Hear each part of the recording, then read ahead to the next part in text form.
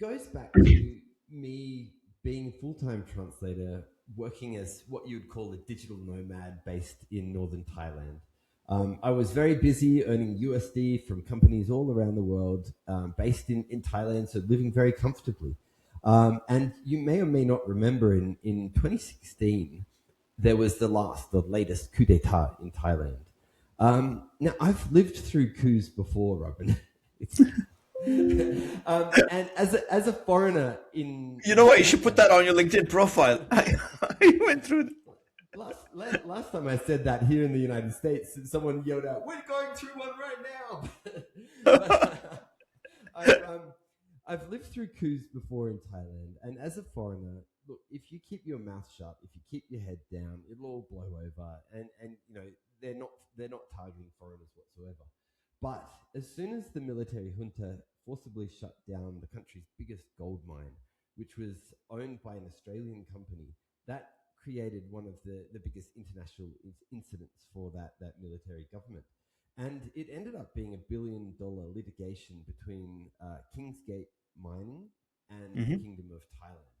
Now, I got a phone call from one of the world's biggest mega agencies, and I never get a phone call from these guys, but they said, "Hey, Dylan, we've got 1 million words that we need your help on. We can't tell you anything about this project. We can't show you anything until you've left the country."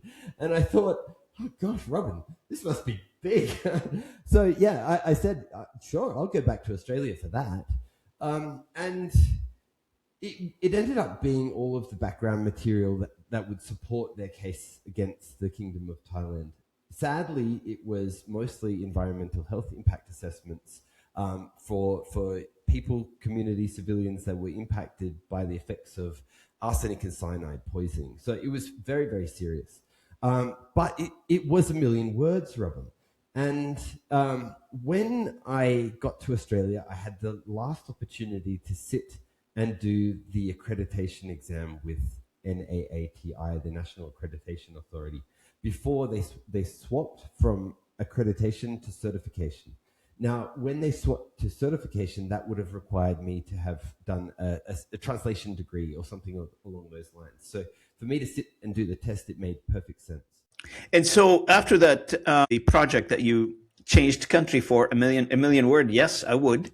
I'm with you on that one. It's a pretty large project. So